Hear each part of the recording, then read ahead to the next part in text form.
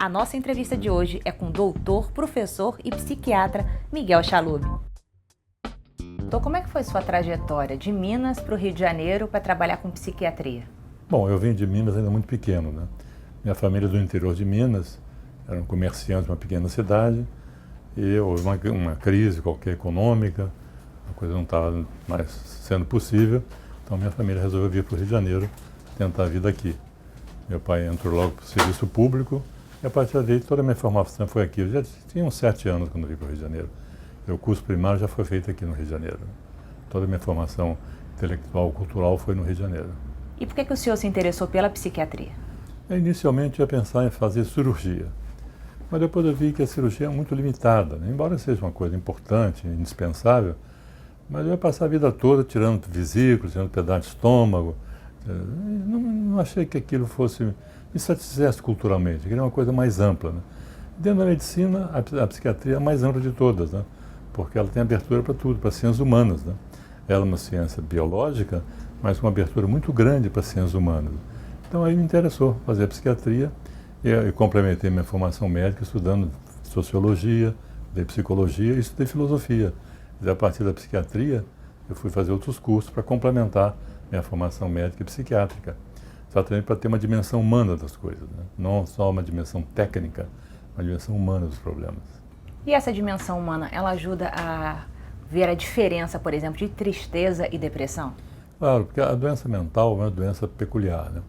É uma doença, ou seja, é uma alteração no organismo, né? Como as outras doenças também. Mas acontece que ela tem uma projeção no mundo psíquico, no mundo social do paciente, no mundo ambiental dele, né? Isso faz com que você tenha que ter uma compreensão não só da doença, como do homem doente, né?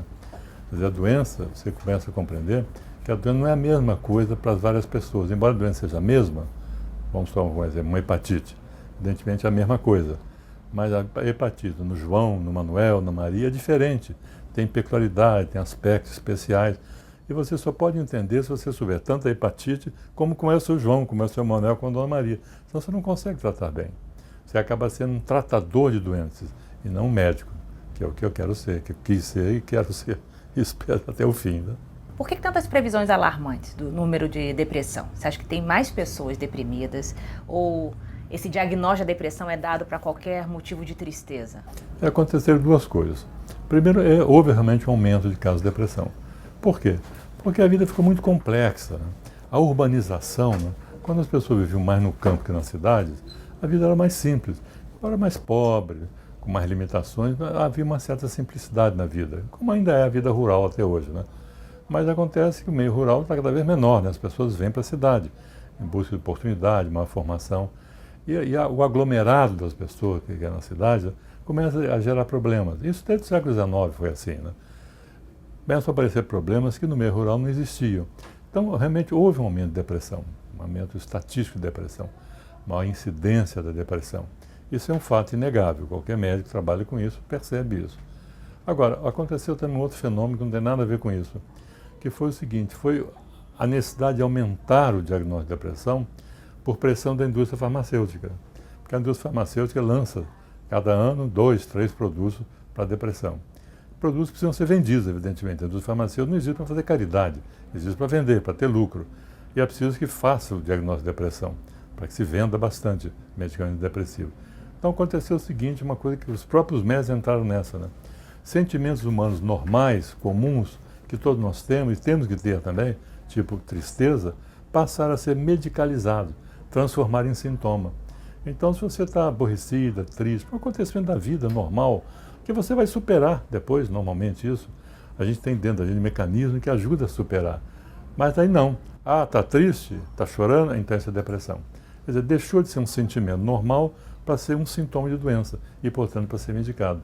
É o que nós chamamos de medicalização da conduta humana. Tudo passou a ser uma doença, tudo passou a ser uma normalidade. Os médicos entraram um pouco nesse jogo, né? E a indústria farmacêutica ficou muito feliz com isso, evidentemente, e passa a ter, acho que a segunda indústria em movimento financeiro no mundo todo, depois de armamento, evidentemente, é ela, entre outras coisas, não é só por isso, entre outras coisas por causa disso, porque medicalizou situações humanas, sentimentos humanos.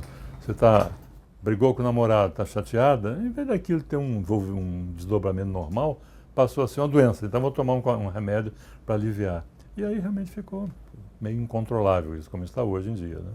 E essa amortização, podemos dizer assim, dos sentimentos através dos remédios, ela também não favorece, por exemplo, o crescimento até do ser humano? Porque a gente precisa passar por algumas dificuldades até para depois, na frente, contra outras dificuldades e saber superar. Torna o ser humano assim mais infantil, podemos dizer assim? É verdade.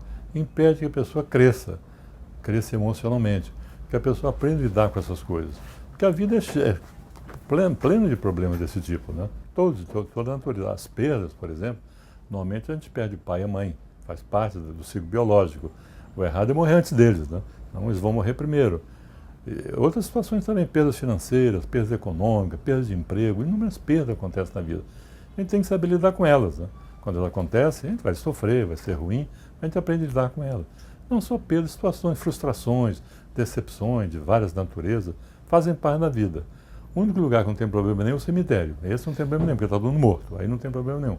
Se está vivo, vida é problema. Vida é movimento. Então vão acontecer coisas. Então nós temos que estar preparados para isso. É claro que pode atingir um nível tal de sofrimento que tem que haver uma intervenção. Claro, há certas situações que o sofrimento é muito intenso, paralisante. A pessoa quase que perde a condição humana. Então tem que ser ajudada, evidentemente. Mas a maior parte das vezes não são assim, não. A pessoa tem condições, é o que nós chamamos de mecanismos internos, mecanismos de defesa, para lidar com as situações. Mas as pessoas não querem lidar com isso. Eu vou citar exemplo de uma cliente minha, né?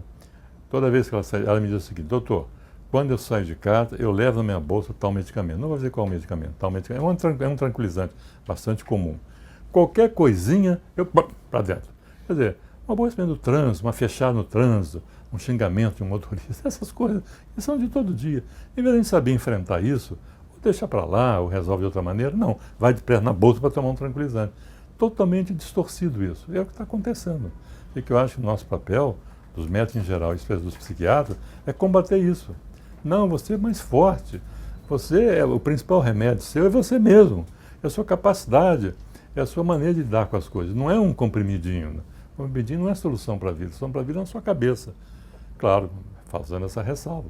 Se o sofrimento for muito intenso, insuportável, tem que ajudar, evidentemente, né? É como a dor, para fazer uma analogia com a dor, né? Toda hora, principalmente depois de certa idade, você não é muito jovenzinha, mas depois de certa idade, eu sempre uma dorzinha. Se toda vez que eu sentir uma dor, um incômodo qualquer, ficar tomando remédio para dor, vai ser muito ruim para o meu organismo. Então tem que saber lidar com isso também. Claro, mas se a dor ficar insuportável, não, eu vou recorrer a um medicamento. A analogia é mais ou menos essa. E o que caracteriza a depressão? A depressão verdadeira, não é essa tristeza que virou depressão. Ela tem 3 sintomas fundamentais.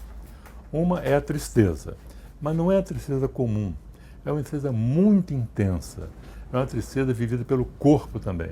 A tristeza normal, a gente fala nela na tristeza, mas o nosso corpo não está triste. Na tristeza da depressão, o corpo também está triste. E como é que o corpo fica triste? A maneira de andar, a gente anda arrastando as pernas, não gesticula muito, a fisionomia, os traços ficam muito acentuados, a tendência é ficar deitado ou sentado, porque o corpo vira um peso, o corpo passa a ser um chumbo. Ele também participa da tristeza. A tristeza normal não é assim, é só um sentimento, mas o corpo não participa. O segundo sintoma é o pensamento. O pensamento fica difícil. Pensar é uma coisa que flui com maior facilidade, nós nem percebemos que estamos pensando, né? Eu estou falando aqui, claro que eu estou pensando, mas nem percebo isso. Mas não, na depressão o pensamento fica grosso, digamos assim, né? Houve um autor que comparou como se fosse o pensamento normal, uma torneira que está sendo fluido normal. De repente esse fluido começa a ficar espesso, grosso, aí a torneira escoa mal, né? O pensamento fica assim. A pessoa custa pensar, não quer pensar, pensa pouco, portanto fala pouco. Se você insiste com ela fica irritada, né? Você vem para um deprimido e diz assim, olha as plantas estão verdes, os pássaros estão cantando, o céu, vai ficar danado da vida. Eu não quero pensar nisso, né? Eu estou com o meu pensamento carregado, só penso coisas sinistras, coisas difíceis, você vem com esse tipo de conversa. Tem outro sintoma também importante. E o terceiro sintoma é a parte física, o organismo também recente. Há perturbações digestivas, por exemplo, perturbações às vezes circulatórias. Então o corpo todo participa. Essa é a depressão verdadeira, que, como eu disse, aumentou ao longo dos anos, mas não é tão frequente assim como as pessoas pensam. As pessoas não ficam mais tristes, ficam deprimidas.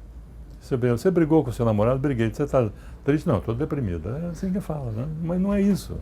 Agora o senhor falou, a pessoa fala, estou deprimida. Esse autodiagnóstico, né, que vem muito também agora do conhecimento, até das redes sociais, internet, começa todo mundo a se diagnosticar. Estou deprimido, sou bipolar. Isso atrapalha o diagnóstico do médico? Atrapalha muito. Porque a pessoa já vai no consultório assim, né? Dizendo que já está deprimido, né? Eu tenho um episódio com sempre meus alunos. Entrou um paciente no meu consultório e se apresentou assim. Cara, eu vou inventar um nome. João da Silva, deprimido. Quer dizer, como se fosse uma medalha, como se fosse uma apresentação, a carteira de identidade dele. Né? Já começa mal, evidentemente.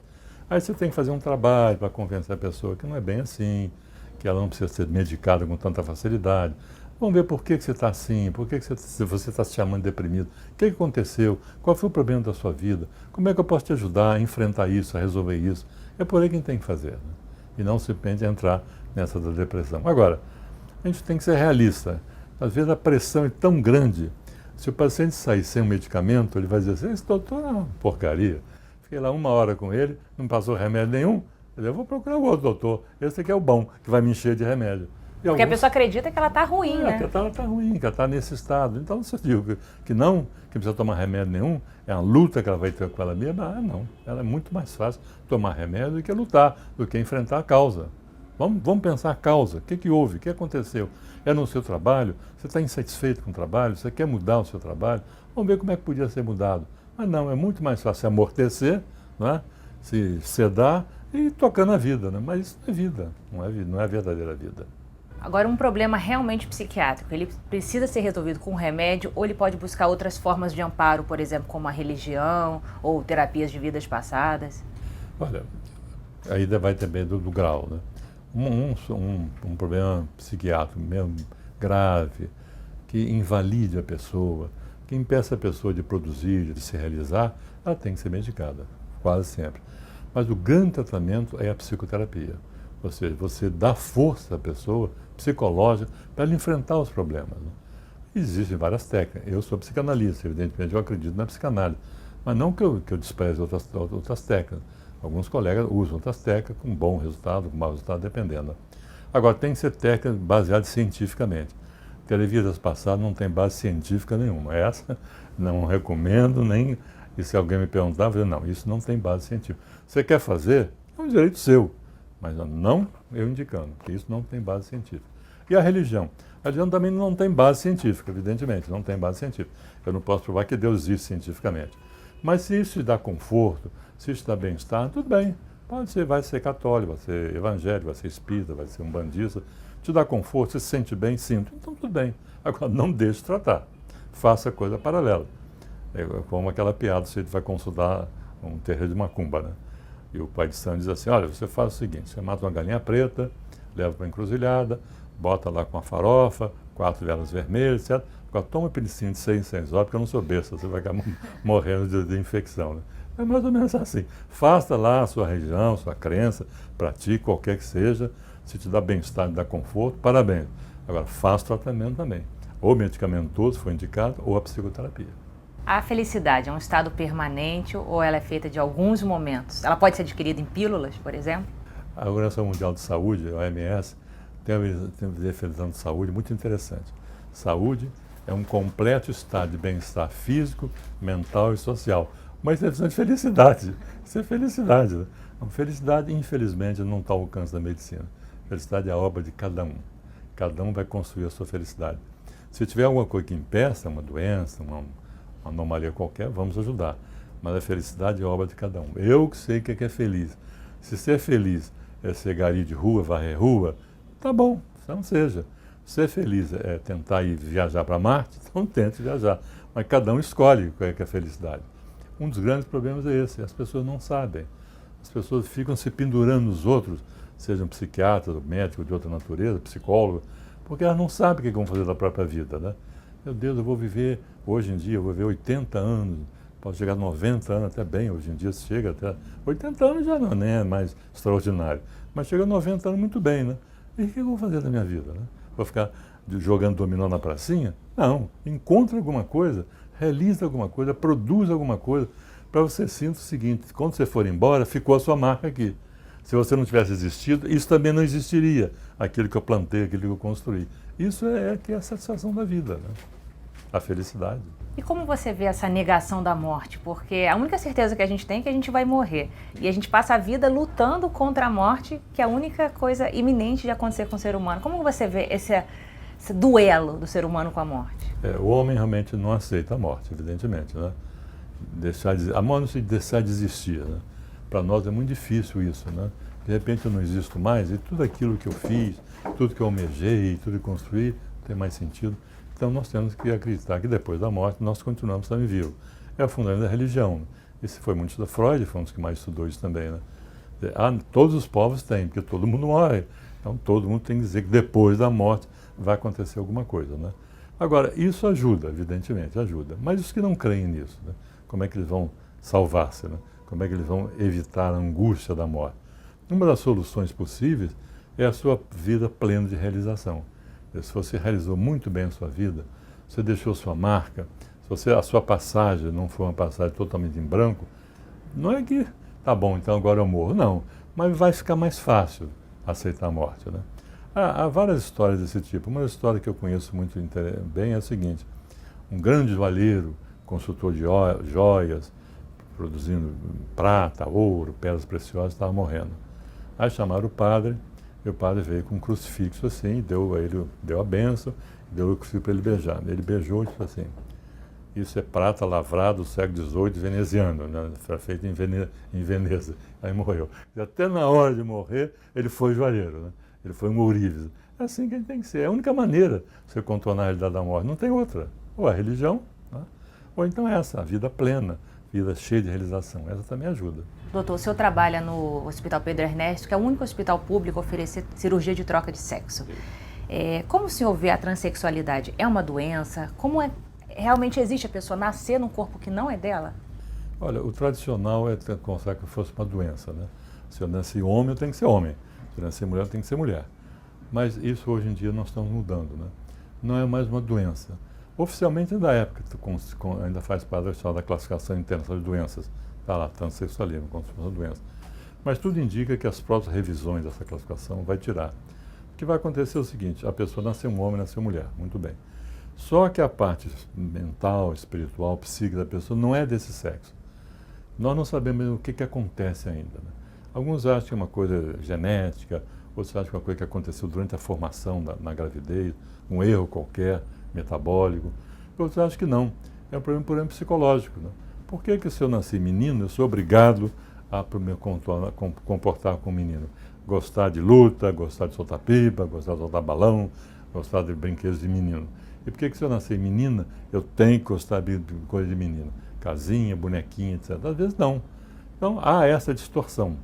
Eu chamei de distorção, né, como já fosse uma anomalia, né? Então isso está tão impregnado na gente. Há essa opção, melhor dizendo, há essa inclinação. Que hoje em dia a nossa tendência é respeitar isso, né? Se nós tivermos certeza que houve isso, quer dizer, a pessoa nasceu num sexo, biologicamente é daquele sexo, mas psicologicamente, socialmente é de outro sexo, nós podemos tentar ajudar essa pessoa. Porque o sofrimento dessa pessoa é muito grande. Para você ter uma ideia, algumas pessoas se mutilam. Homens que tentam mutilar-se para poder ser mulher, né? E mulheres que também se mutilam, tirando as mamas, por exemplo. Inventam uma coisa qualquer, com uma certa conivência, evidentemente, para tirar as mamas, porque é outro símbolo feminino, né? Então, você vê o grau que isso leva a pessoa, o sofrimento que isso causa uma pessoa, essa diferença, digamos assim, entre o sexo biológico e o sexo psicológico. Então, hoje em dia, nós achamos que a gente pode corrigir isso. É lícito, é moral, é ético fazer isso, né? As religiões não aceitam muito isso ainda não, né? Mas é uma questão de evolução. Tem a impressão que daqui a alguns anos, dezenas de anos, as religiões vão aceitar isso também. Porque o que importa é a felicidade da pessoa, o bem-estar da pessoa. Uma pessoa que se mutilar, uma mulher que se retirar o seio, as mamas, que não suporta aquilo como símbolo feminino, olha o sofrimento dela. Por que nós não podemos ajudar essa mulher? Né? A gente vai mudar a cabeça dela? Primeiro que não muda a cabeça, começa por aí. E depois, seria um investimento tão brutal para mudar essa cabeça que não é justo, é contra a própria pessoa. Então hoje nós aceitamos bem isso. E no Hospital Pedro Ernesto, como você comentou, nós fazemos isso, né? Não é bem mudança de sexo, não muda de sexo, evidentemente. Muda as características sexuais da pessoa que muda, né? O que caracteriza a transexualidade? E como diferenciar, por exemplo, um transtorno de identidade quando é jovem? Por isso que a lei determina o seguinte, só se pode fazer isso após 18 anos de idade. Já se tentou diminuir, era até 21, mas acho que a 21 já está demais, 18 está suficiente. Tentou-se diminuir essa idade, mas eu sou contra isso. Porque na adolescência, o adolescente é um pouco bissexual. Normalmente ele é bissexual. Claro, tem um sexo definido, bem definido, é o masculino e o feminino, mas ele tem alguns pensamentos, alguns desejos, algumas inclinações do outro sexo. Na adolescência, na infância e na adolescência. Depois isso desaparece. Aí se define bem. Se essa definição for uma definição cruzada, ou seja, continua anatomicamente um sexo, mas psicologicamente outro sexo, aí a gente caracteriza que é um transexualismo. Porque o transtorno de identidade só deve fazer esse diagnóstico ainda antes dos 18 anos. Depois dos 18 anos é que você pode fazer o diagnóstico de transexualismo. Ou seja, há uma disparidade entre o sexo biológico e o sexo psicológico. Mas o transexualismo ele vai além do desejo sexual, né? Porque tem casos, por exemplo, que a pessoa não teve nenhuma experiência sexual, nem com homem, nem com mulher, e já se define transexual. O desejo faz parte, mas é mais do que o desejo, é a imagem corporal. A pessoa não se vê como homem ou não se vê como mulher, né? Tanto assim que faz o transvestido, muda, usa outras roupas, usa outro penteado, dependendo do homem ou da mulher. Porque toda a imagem que ele tem do seu corpo é uma imagem do outro sexo. Ele não aceita a imagem do sexo biológico que ele tem, a ponto de fazer a mutilação, né? Então, essa mudança de imagem é o que é mais importante. O desejo normalmente acompanha, mas às vezes o desejo não acompanha não. O mais importante é a imagem. Por que é necessário o tratamento psicológico, tanto antes como depois da cirurgia? É uma cirurgia sem volta, né? É sem volta, evidentemente sem volta.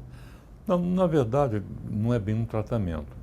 A resolução do Conselho Federal de Medicina atual diz o seguinte: durante 2 anos a pessoa tem que ser acompanhada por uma equipe, formada psiquiatra, psicólogo, assistente social e outro profissional, por acaso, esteja envolvido também. Para que você tenha certeza que se trata de transexualismo e não homossexualismo, que as pessoas confundem um pouco homossexualismo e transexualismo, né? São coisas completamente diferentes. Então é preciso que a pessoa, como é irreversível, é preciso que durante 2 anos você seja acompanhado. Você tenta até passar para 1 ano só. A minha experiência é que não precisa tanto tempo assim não. Logo nas primeiras entrevistas você chega à conclusão que aquilo é definitivo. Mas tá bom, vamos considerar que haja um certo tempo.